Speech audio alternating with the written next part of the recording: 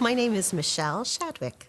My parents were living in Onion Creek, and there was a house that came on the market down the hill from them, around a bend, and we went out to look at it, and we just fell in love with how beautiful it was out there. Where we would leave our home and drive out, you would always see the beautiful creek.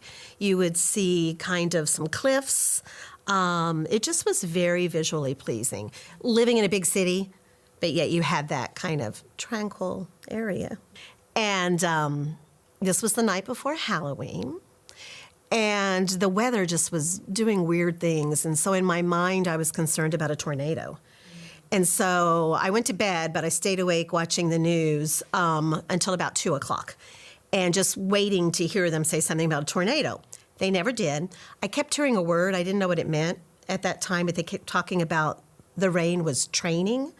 And I had no idea what that meant, but it didn't sound scary. And so I finally fell asleep. At about 4:30, I got up to go to the restroom. And when I put my foot on our carpet, it was wet. And I was like, okay, that's not normal. And so I walked towards the restroom, and it was wet, wet, wet. And I thought, oh, gosh, maybe a pipe burst. I wasn't sure what happened. I looked outside. There was nothing going on, but I could see water, but it didn't look. It was probably at that point, about 2 inches deep. And so my brain was kind of shifting into awake mode. And by the time I got back to the bed, the water was higher. And so I knew we had a problem. So I woke up my husband. I'm like, I'm not sure what's going on, but there's water everywhere. And it was rising very, very quickly as I was saying this. And so he got up. I went into my daughter's room. She sleeps with our then 2 dogs. And I told her, I said, the house appears to be flooding. You need to stay here with the dogs until I tell you to come. We had a foreign exchange student living with us. Her name is Paula, and she was from Finland. So then I went into our exchange student's room, and I woke her up, and I said, the house seems to be flooding. We need you to get up. Thank goodness she spoke beautiful English. I said, we need you to get up and, prepare to leave, get your most important things. She was bright enough to take out like her bottom drawers and put them on the top of her dresser. I remember that. And so by the time we walked into the living room, she came with me. We had a fireplace, and water was just gushing like a waterfall out of the fireplace. And it was probably, getting close to like waist deep by then. And it just was so surreal. And I asked Paul, I said, could you grab some of the photo albums and climb up to the shelf? Because she was like a dancer gymnast. So she put, thankfully, a few photo albums up on the top shelf. And then the electricity went out. And, it just was kind of like, what do we do? Because it's rising. Luckily, we were all calm. And it got to the point where we knew we had to leave the house because we didn't have high ceilings. And we weren't sure at what point the water was going to stop rising. So I went in to get my daughter, and I grabbed the little dog and put her on my shoulders. And then our older dog, she loved to swim. And all you would say to her, name was Lola, all you would say is, jump, Lola, jump. And she would jump into the swimming pool. So it broke my heart to hear my daughter say, jump, Lola, jump. And she jumped into the water. And so she paddled after us. And we managed to get out a kitchen window. It was difficult, but we managed to get out. And we got outside, and the water was rising, and we could see all of our cars. The lights were just flashing because, they all have that. Everything's electric now. And so then we had to determine, what do we do? And everywhere you looked was water. The water was very still. It wasn't rushing. And I think that helped keep me calm. And as we walked to kind of the end of our driveway, I looked both ways. And when I looked this way, I could see lights, like at the end of the road. And I thought, that's not as deep. Let's at least go there.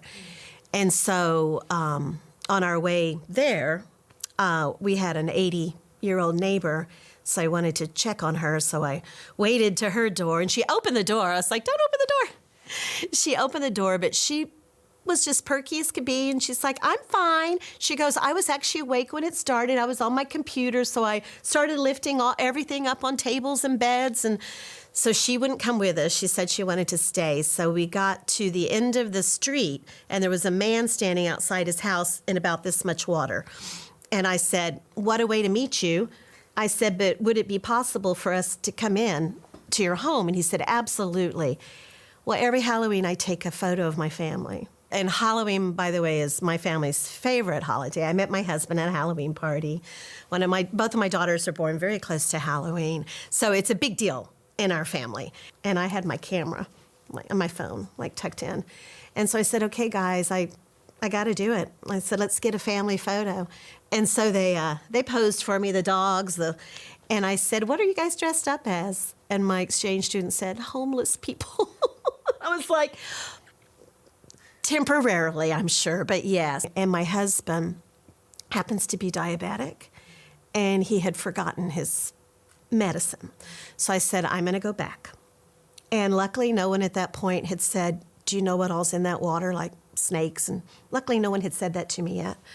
So I waded back in, and I had to crawl back through the window. And when I got in, I'll never forget this because it led to the kitchen. The refrigerator was on its back floating. Everything was just floating. And it was very surreal. And I managed to find his medicine and get back. And then equally surreal, I would say, 5-6 hours later, it was just going down. And so that's kind of the beginning. And we're very, very lucky because nobody got injured. We got out okay, and some very good things happened to us that helped. It's very strange how it affected us because we were not in a flood zone per se. Behind us was. And I'm pretty convinced the reason this flood happened was just a week or two before. We'd had a really, really bad storm, and the water had come gushing down and moved all these trees. There was so much debris, and I think it almost diverted it, kind of a different pathway. ACL got canceled, so it was a big deal. And but the neighbors were all incredibly gracious. It's so weird because it didn't affect the other half of the street. So it was a very strange feeling, and I can't begin to tell you how much help we had. And so we got to my parents, and my parents had woken up and not known a thing about it because it just wasn't bad. It didn't rain hard. It didn't do any of that. And so they didn't know anything about it until they started seeing a bunch of cars. And then they went out to talk to neighbors, and they're like, what? And so we show up with our 2 dogs, exchange student and daughter. But we're very lucky because they could put us up. I made my daughter go to school the next day because I actually thought it would be good for her. It was not. One of her friends brought her home, and we were at our house by then, and when her friend saw it. And I have to point out, because we were going to a school that was not affected by it, it was a really strange time for my daughter because we lost basically 80% of everything we owned. And nobody could really picture what that looks like that wasn't affected by it. And so she would go to school, and people would be like, oh, I'm sorry, and, which is great. But they just had no clue. This young lady who brought her home and saw it figured it all out. And we just had a lot of support. AISD, there was a family that donated money to any teachers affected by it. And so we got some money from this amazing family. It just, that's when you really know community. Our Onion Creek, they had donations every day of cleaning essentials, and I think they had lunch, and, just people really rallied. It was definitely an interesting experience. And we had to, of course, make the choice of what do you do with your home. So we were lucky enough to have flood insurance because when we bought it, we didn't have to have it. But the person was smart enough to say, or I don't know, maybe they could see the future. But they were like, oh, we really think you should get it. And so we had flood insurance. The people across the street did not. So we're very lucky. We were able to put our house back together. It was a sad neighborhood after that because so many people didn't come back. So many of the people in our little part were retired, maybe military, and they had managed to pay cash for their homes, so their homes were all paid for. But by doing that, they didn't have like the necessary insurance and everything to cover everything. So they had to leave. And I had a neighbor down the street. They had ours was a one-story. They had a two-story home, and they didn't hear anything during the night because it was quiet. And when they came down in the morning, their whole house was flooded. So it just, it was an interesting time because, like, we obviously knew about it, and people who were connected to that neighborhood as far as school and work, they knew about it. But even to this day, I'll say something about the flood, and they're like, there was a flood in Austin? And they don't seem to know about it. Yeah, we had to completely redo the house. And when you saw it, it just was, it's stuff. The stuff didn't bother me as much as the mementos. That part was hard. That was hard. But I remember pulling out my youngest daughter's, I had a picture from the sonogram when I was pregnant with her, and I just watched it go, because it was wet and, it was terrible. It was like mud and just everything was wet. Things had fallen because the water caused things to weaken, so things fell. Well, we would go over every day, and, it's kind of a blur. I don't really remember all of it, but I know that HEB was there, the HEB folks, and friends would come over. And they didn't really know what to do either because it's like, I remember one friend, he spent like all day cleaning our bathroom, which was not usable. And I was like, we're going to have to tear everything out. But I guess it was something he could do. And he felt like I'm doing something. So yeah, we just would go over, and my daughter was waiting to hear about college admissions. And it just was a very kind of surreal. I think the district gave me, if I remember correctly, 2 weeks off paid, which was unheard of. It was really amazing. And my husband, ironically, was in between jobs. And so he was able to be there, and his friend, the contractor, brought all. So that was actually kind of a blessing, I guess.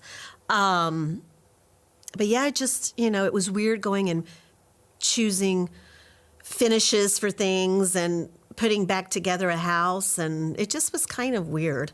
But we did it.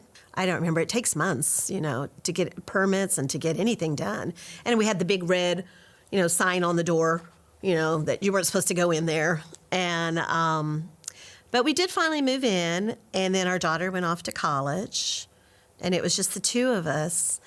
And my husband had started working in Temple, so he was driving every day, like an hour and a half each way. And I looked at him and I said, why are we doing this? We have no children at home. There's nothing keeping us here. We don't feel connected to the home or anything. And I went and talked to my principal, and ironically, a job opened in Georgetown mid-year. And so we moved. So what about that second one? Well, I do have, I would say, I don't know if I should call it PTSD, but I do definitely get triggered by, ironically, it's by heavy rain, which I didn't hear that night at all, but I know what heavy rain might bring. And then once I learned what training meant, and training just meant that the rain just kept going back and forth like a train over one spot, and that was Wimberley, which caused all of that to happen. When it happened, my first thought was, I can't believe there's still anyone living there who has to go through that. Some people twice, some people for the first time. And then my second thought was, thank goodness we're not still there and going through it. I don't know if our home, the home we had lived in, I don't know that it flooded the second time, but you're still affected. Whether you lose things or not, you're still affected. You see what's going on. So yeah, when that happened, I was like, I hope they do something. And then eventually they did.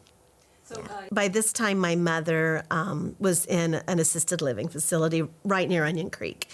And so I would come visit her. And one day I came to visit to take her to lunch, and my daughter was with us. And so I said, let's go see our old house. We're not very far. And so we're driving, and we get to we go past my mom's old house, and we get around the corner. And as we're driving down, my daughter and I both just get really quiet. And my mom's talking, and my daughter and I'm looking at her in the mirror, and she's looking at me, and we're like, what's going on? Because all the houses, the entire neighborhood was gone. it was like the Twilight Zone. We didn't know about it. And so we drove to where we knew our house was, and it had only a part of the little driveway right by the curb, but everything else was just gone. So like nothing. It's a park. It's beautiful. It's beautiful. It's a park. But the trees, the city gave us trees to plant right after the flood, and the same friend who cleaned the bathroom planted our trees, and they were beautiful. They were just like flourishing. And I tried to analyze it. It's like, why did we get flooded? And I really do. I think I attribute it to it spilled over a different way, because it definitely would have taken the houses out that were backing up to Onion Creek. I mean, definitely, because it rises. But to get to us, I don't know. It seemed like it took more than what I was witnessing. But whatever, it happened. Yeah, and every Halloween, of course, we think about it. And I think we dealt with it pretty well. I worried about people who were even older than us and what was happening to them. And did they have somewhere to go? And because, as I said, I feel like a lot of Austin just didn't know the devastation. And even some of the people in the subdivision, you know, if they weren't affected, it's a big subdivision. You can plan a little bit for something like this, but you can't, I mean, obviously you can't live in fear of it happening again. The bottom line is it's a natural disaster. You have no control over it. I will say that I was very concerned as to why there was no warning. And if we'd had a warning, I think you could have at least done a few things differently, maybe. I mean, you still had to get out, but yeah, that was my biggest kind of, where was the warning?